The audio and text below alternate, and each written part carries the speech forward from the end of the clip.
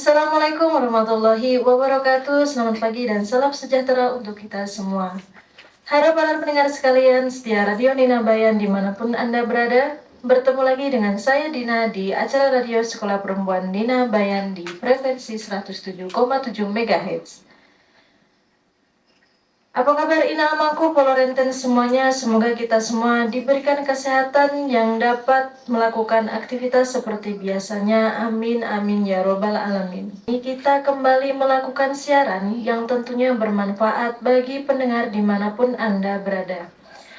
Adapun tema siaran kita pada pagi hari ini adalah pemenuhan hak dan akses layanan kependudukan bagi perempuan dan kelompok marginal, lansia, disabilitas, dan masyarakat miskin lainnya. Telah kita ketahui bersama bahwa diskriminasi terhadap kelompok marginal diantaranya kelompok perempuan miskin, lansia, dan penyandang disabilitas masih sangat tinggi. Masyarakat masih menganggap bahwa kelompok marginal perempuan miskin, lansia, dan penyandang disabilitas menjadi beban dan bahkan banyak keluarga yang menyembunyikan anggota keluarganya karena malu dan dianggap aib. Ada pula di antara mereka yang karena tekanan masyarakat dan ketidaktahuan anggota keluarganya dan ketidaktersediaan pelayanan, kelompok marginal perempuan miskin, lansia, dan penyandang disabilitas mental dipasung dan hidup dalam situasi tidak manusiawi. Hal ini kemudian menyebabkan masyarakat tidak pernah menyampaikan kepentingannya sehingga pemerintah pun kadang tidak menganggap ada keberadaan mereka. Padahal tentang pemenuhan hak kelompok marginal terutama hak penyandang disabilitas sudah menjadi amanat Undang-Undang Nomor 8 Tahun 2016. Kita kedatangan dari Ibu Ririn Hayudiani selaku Direktur Lembaga Pengembangan Sumber Daya Mitra atau lebih kita kenal dengan LPSDM, dan saat ini mengembangkan program inklusi di mana salah satu program yang sedang dikembangkan di LPSDM adalah pemenuhan administrasi kependudukan bagi kelompok marginal. Bagaimana Ibu? Selamat pagi, bagaimana kabarnya? Baik, selamat pagi Mbak Dina, selamat pagi pemirsa pendengar setia Nina Bayan. Kabar saya baik sekali dan saya sepanjang perjalanan menuju kemari pembangunan infrastruktur di mana-mana dan itu menjadi agak tersendat ya tadi ya. Terima kasih. Baik, terima kasih Bu Ririn. Ibu apa Mbak nih saya panggil ya? Oke, Mbak Ririn aja lebih akrab ya. Pada pagi hari ini kita akan membagikan sedikit ilmu kepada para pendengar sekalian mengenai pemenuhan hak dan akses layanan kependudukan bagi perempuan dan kelompok marginal antara lain dari lansia, disabilitas, dan masyarakat miskin lainnya. Nah, bisa diceritakan nggak sih Bu, bagaimana pengembangan program oleh LPSDM pada program inklusi kaitannya dengan pemenuhan dokumen kependudukan bagi kelompok marginal? Baik, terima kasih. Ya, saya akan menyampaikan informasi program inklusi yang saat ini ada di Kabupaten Lombok Utara.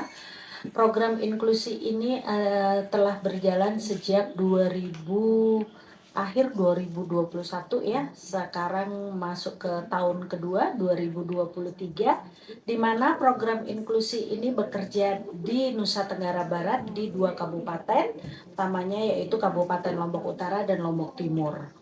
Nah, program ini sebenarnya untuk bagaimana ada penguatan kolaborasi pemangku kepentingan untuk memastikan perspektif GETSI, gender equality, disabilitas, sosial inklusi dalam perencanaan penganggaran, pemantauan, pembangunan di bidang sosial budaya, ekonomi, politik melalui strategi penguatan kepemimpinan perempuan. Tetap kami fokusnya pada penguatan kepemimpinan perempuan. Mengapa kepemimpinan perempuan yang penting untuk diperkuat? Karena kami meyakini bahwa di desa-desa itu ada potensi-potensi leader-leader yang memang bisa kita kembangkan. Dan kenapa kemudian kepemimpinan perempuan? Agar memperkuat kelompok marginal, di sini yang disebutkan oleh Mbak Dina ya, yaitu perempuan miskin, disabilitas, lansia, kelompok remaja, korban perkawinan anak, kekerasan gitu. Jadi perempuan-perempuan marginal inilah yang kita kembangkan potensinya melalui penguatan kolaborasi. Nah, konteks kenapa kemudian inklusi, konteksnya adalah bagaimana kemudian kita kemarin mengalami pandemi COVID-19. Nah, dalam situasi pandemi COVID-19 itu ketimpangan merupakan dampak yang paling besar dialami oleh perempuan, disabilitas, dan kelompok marginal. Pandemi juga dinyatakan sebagai satu bencana non alam yang kemudian berbeda tentunya penanganannya dan dampaknya dari bencana alam tersebut. Sementara masyarakat, negara, bahkan juga dunia masih sedang gitu ya, sedang mencari caranya seperti apa keluar dari situasi ini, dan ini terus diupayakan. Nah, yang kedua konteks masalahnya itu adalah budaya patriarki, di mana norma dan cara pandang serta sikap hidup masyarakat masih memposisikan peran laki-laki menjadi pemimpin dan memiliki kekuasaan untuk menempatkan perempuan sebagai kelompok yang tunduk dan tidak setara. Nah, ini dampaknya tentunya dapat kita lihat pada situasi yang sekarang masih terjadi perkawinan anak, kekerasan terhadap perempuan dan anak, terus kemudian drop out ya, terus kemudian juga angka kematian ibu melahirkan. Juga angka partisipasi perempuan, termasuklah partisipasi politik perempuan. Nah, yang berikutnya ada satu hal lagi, yaitu politik identitas. Nah, ini yang penting kita antisipasi ke depan karena kita mau masuk tahun politik. Nah, ini bagaimana strategi ini, strategi politik yang memfokuskan pada pembedaan dan pemanfaatan seperti suku, agama, ras, dan gender. Tapi saya yakin di Kabupaten Lombok Utara itu lebih pluralis ya, sehingga mungkin ini bisa menjadi salah satu yang kemudian bisa kita tekan.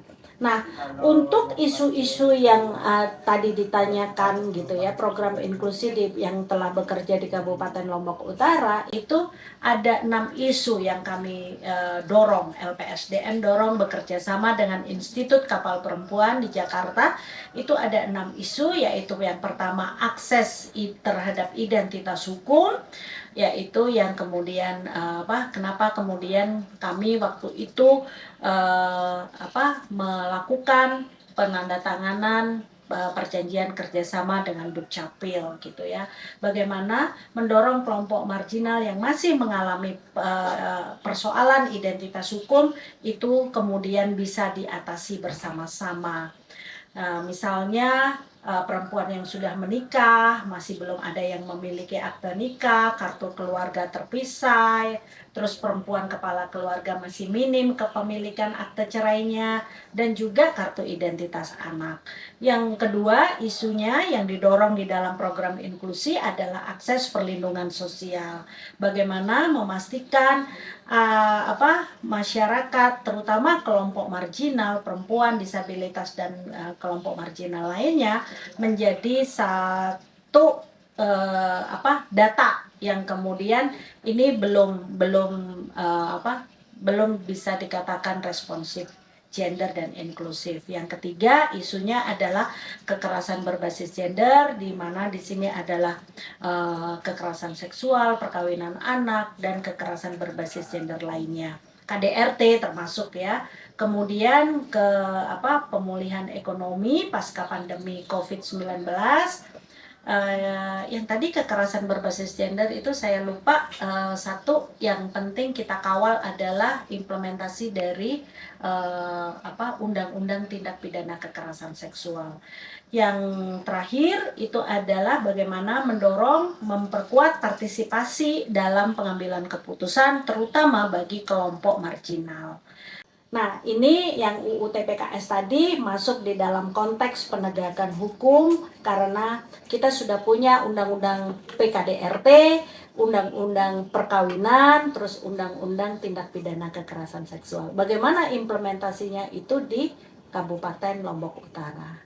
Ya, itu adalah penjelasan dari Mbak Ririn. Kira-kira para pendengar nanti mungkin ada yang nggak paham sama penjelasannya, boleh langsung hubungi kita ya di 082 137 393 922. Baik, kita lanjut lagi ke pertanyaan selanjutnya. Tadi saya sempat terpikirkan nih Mbak, apakah yang mendapatkan hak istimewa ini hanya perempuan saja, atau mungkin ada juga yang disabilitas tapi laki-laki? Apakah mendapatkan keistimewaan dan pelayanan yang sama atau berbeda? Untuk pelayanan yang kaitannya dengan identitas hukum adalah seluruh warga ya yang belum memiliki, tetapi kita mempunyai satu afirmasi ya, kebijakan sementara atau kebijakan khusus yang karena kelompok yang tadi disabilitas baik laki maupun perempuan karena kedisabilitasannya mungkin tidak bisa mendapat aksesnya gitu. Nah, ini yang kemudian kami temukan di beberapa desa itu belum terdata dengan baik.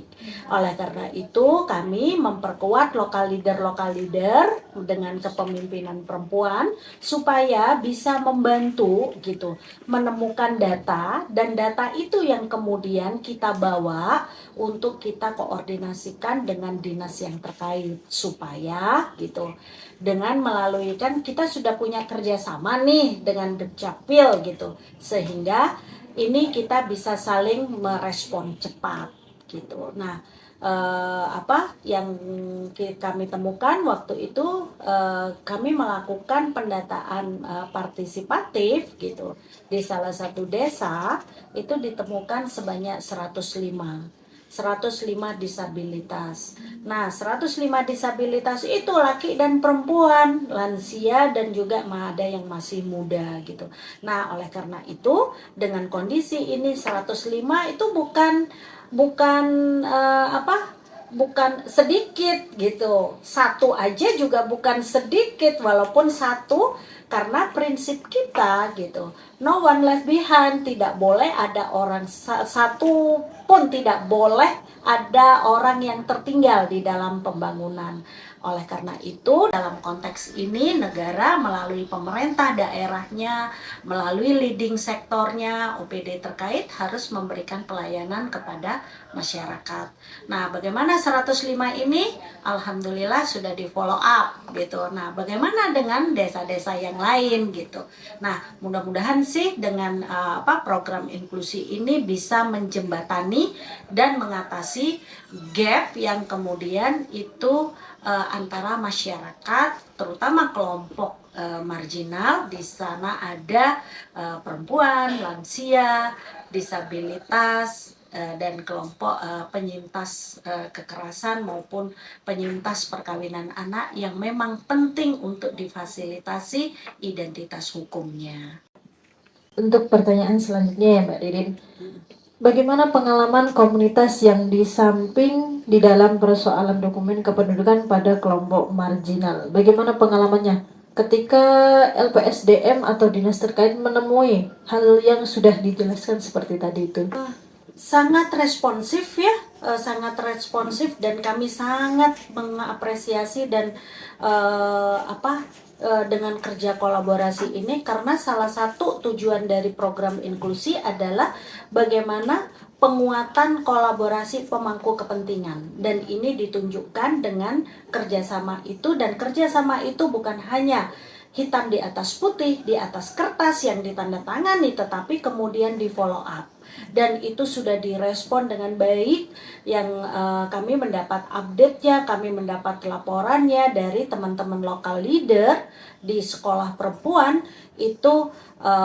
Dinas terkait menjemput bola kayak gitu ya, memberikan pelayanan melalui mobil-mobil keliling, itu Itu sangat luar biasa menurut kami, karena itu adalah satu kebijakan yang kemudian sangat responsif dan inklusif kayak gitu. Nah, ini yang kami terus mendengungkan gitu ya, bagaimana kolaborasi ini terus kita bangun supaya gitu tidak ada satupun masyarakat Lombok Utara yang tidak mempunyai identitas hukum.